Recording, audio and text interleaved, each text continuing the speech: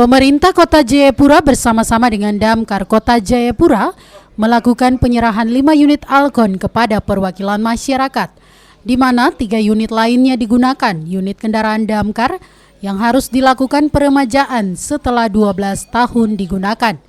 Penyerahan 5 unit Alcon ini menunjukkan atensi pemerintah daerah Kota Jayapura yang sangat besar dan disertai harapan agar dapat digunakan semaksimal mungkin untuk kepentingan bersama dalam upaya pencegahan dan penanggulangan kebakaran.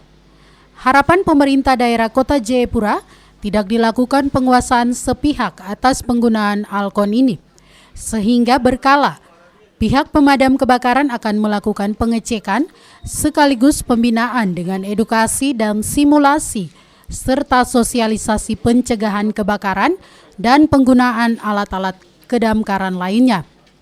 Pemerintah daerah Kota Jayapura pada tahun 2023 sesungguhnya tidak hanya menyediakan 8 unit Alcon, tapi juga terpasangnya 12 titik hidran kebakaran yang dipasang pada 5 distrik yang ada dan tersebar pada lokasi yang rawan kebakaran dan mudah diakses oleh jaringan instalasi pemadam.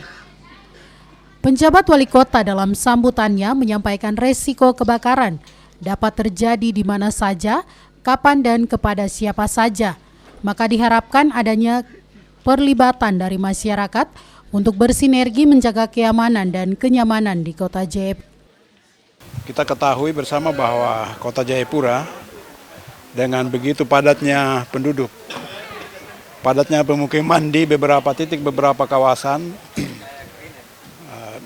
di wilayah distrik Jayapura Utara, Jayapura Selatan, Abepura dan juga Heram. 4 distrik ini menjadi 4 distrik yang terpadat dengan pemukiman, dan kawasan pemukiman itu sudah ada berpuluhan tahun. Yang dibangun tidak beraturan dan juga banyak rumah kos, dan disitulah terjadi kerawanan terutama terhadap kebakaran. Dan itu kita alami, kita lihat juga hampir setiap bulan, setiap bulan itu rata-rata 2 kasus kebakaran di Kota Jayapura. Itu menunjukkan bahwa Kota Jayapura menjadi salah satu daerah yang rawan terhadap bencana kebakaran. Karenanya itu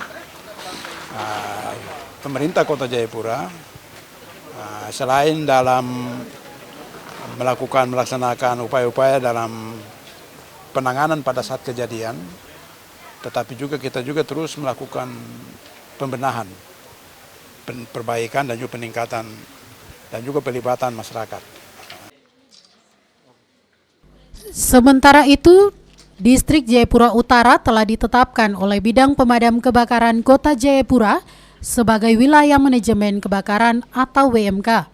Selain karena Distrik Jayapura Utara merupakan ibu kota Provinsi Papua, tetapi juga karena karakteristik yang sedikit berbeda dengan distrik yang lainnya, yakni terdapat pusat pemerintahan dan layanan masyarakat, yaitu perkantoran pemerintah maupun BUMN, dan terdapat pusat fasilitas kesehatan dan penyimpanan alutsista dan bahan peledak di kawasan Polda Papua dan Kodam.